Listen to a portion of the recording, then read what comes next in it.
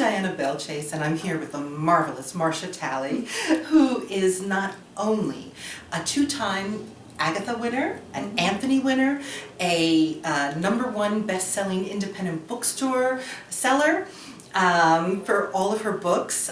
She also is a sister in crime. That's true. Member of my own chapter, so I get to see her most of the year when she's in town, and she's absolutely, really the marvelous Marcia. Thank you. We're here to talk about her 11th book called The Last Refuge.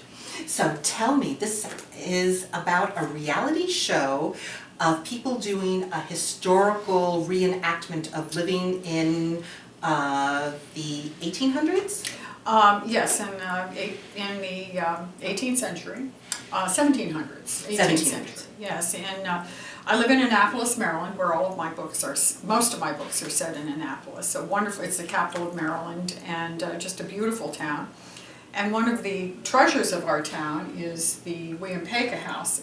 It was built around 1750 by William Paca, who was one of Maryland's 4 signers of the Declaration of Independence. And it's a beautiful, classic Georgian house with the big house in the middle and the hyphens, and then a gorgeous garden that had a hotel on it for many, many years until that was torn down and the garden was beautifully restored. But I had been always fascinated by the reality shows that, like on PBS, like Edwardian House, and then there was Ranch House, there was Colonial House, where people in this day and age were filmed living as if it were in another time and place. No curlers, no shampoo, no hand cream, no bathrooms, no air conditioning. No deodorant, no running water, no cell phones. The necessaries are way out back. And so I thought it would be fun to pretend that Maryland Public Television was filming a reality show called Patriot House 1774, set in the William Paca House. And I was thrilled. The historic Annapolis was really cooperative. They invited me to, they gave me the cook's tour of the house. I got to see the attics, the cellars, all the secret passageways, and there are secret passageways. There's a ghost. Did you see the ghost? No, but there's one of the bedrooms in which a young girl died. She was a niece of William Paca. It's very spooky when you're in that room, and she's been seen in there. I bet. So tell me, in the book, what happens with your character? Well, Hannah is at the last minute recruited by someone that from a previous book who was involved with Lynx Television. She's recruited to take the place of one of the cast members of this show. They're ready to go with the show, and everybody's there. In fact, the cast is already doing training down in Colonial Williamsburg to learn how to make butter. I mean, nobody knows how to make butter, you know.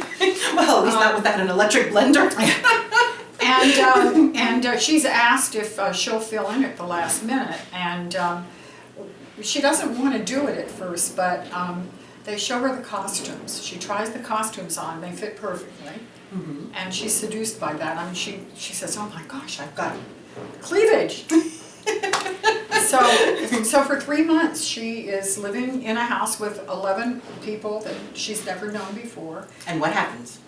Well, obviously, it's a mystery. So there's a body in the spring house. And there are no cameras in the spring house? Actually, no cameras in the spring house, but there's cameras throughout the main house, and 2 camera operators.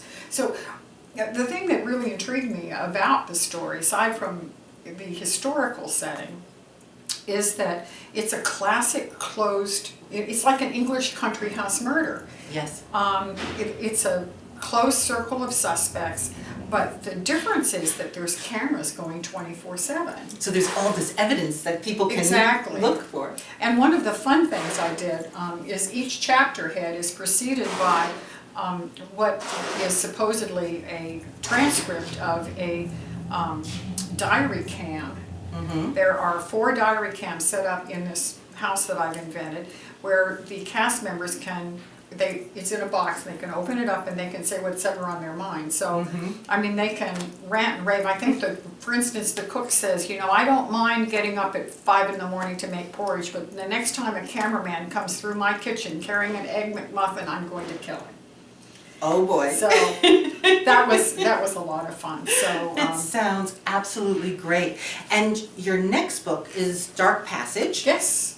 And that's the cover art for it. I know it's very tiny on camera, but tell me about it. If you can't see it, it is this gorgeous red stiletto on top of a man's top hat. Yes, it's So- a magic hat, magician's hat, and a wand. And this book, Dark Passage, is set on a cruise ship. Oh, And once again, I had to do the research. I mean, it was just terrible. It was hell. Terrible. It was just Next time, if you don't want to do it, I'll do it for you. That would be so kind of you.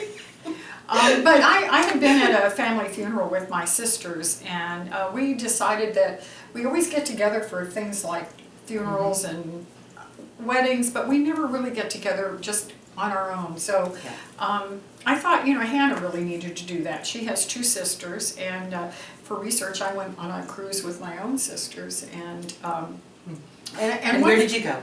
we just went from Baltimore to Bermuda and back. Mm-hmm. But once again, I mean, it was an ideal setting for the traditional mystery because a ship is a closed environment.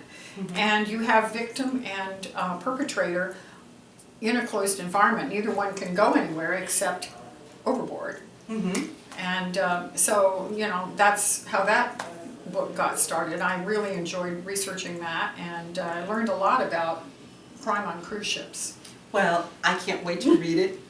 Thank you so much for being here with me. I appreciate it so much. Well, thank you for having me. It's been fun. I'm Diana Belchase, here again with the marvelous Marcia Talley, and keep reading.